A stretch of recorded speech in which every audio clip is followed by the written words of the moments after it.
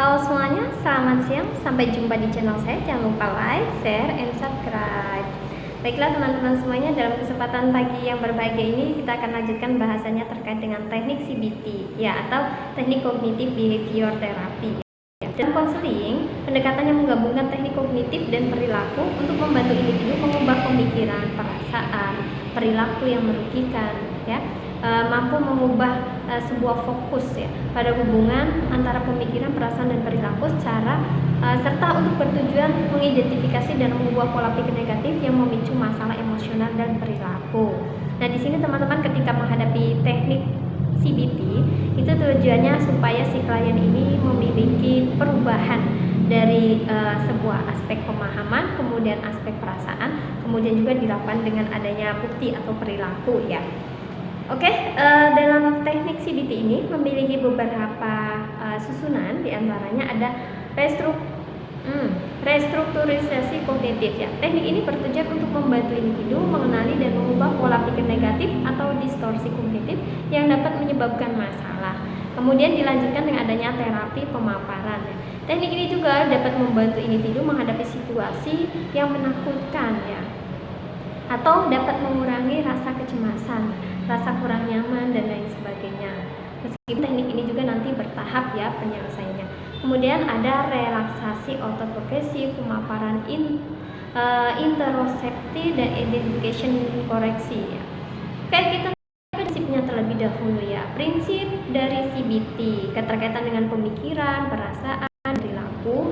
CBT berasumsi bahwa perasaan dan perilaku saling terkait dan perubahan salah satunya aspek dapat berdampak pada aspek lain, sehingga hal ini dapat berorientasi pada suatu kejadian di masa kini. Kemudian juga pendekatan ini berorientasi pada tujuan supaya terstruktur dan jelas, seperti halnya konseling dapat belajar efektif. Ya, dalam penerapannya kita juga membagikan menjadi 3 hal. Yang pertama ada konseling individu, ada konseling kelompok, kemudian ada kombinasi dengan terapi lainnya. Ya, mungkin teman-teman di sini masih banyak bertanya ya, bagaimana sih identifikasi masalah kita ya, kalau kita menerapkan kalau kita menerapkan pendekatan berbasis kognitif. Ya, kita simpel saja, sederhana. Ketika kita menghadapi klien yang memang memiliki tingkat kecemasan yang tinggi, kemudian juga tidak mampu memahami dirinya, dia bingung dengan perasaannya, perilakunya, dan lain sebagainya, maka hal ini juga dapat diatasi dengan cepat ya. Ya, artinya CBT ini bukan satu-satunya teknik pendekatan yang harus teman-teman gunakan, tetapi juga teman-teman bisa memadukan dengan adanya pendekatan teknik yang lainnya. Kita mengenal bahwa ada psikoanalisis, kemudian ada gestalt ya, dengan adanya humanistik, kemudian juga ada terapi pendekatan Islam.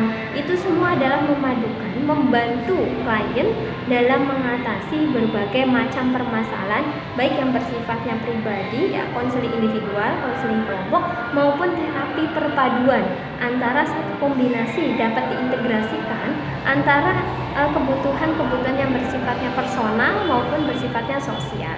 Dan hal ini teman-teman juga akan mempelajari lebih dalam lagi ketika kita mengenal banyak klien ya, kemudian kita mengenal siswa dengan beraneka macam permasalahannya, baik yang sifatnya privasi, sifatnya sosial ya.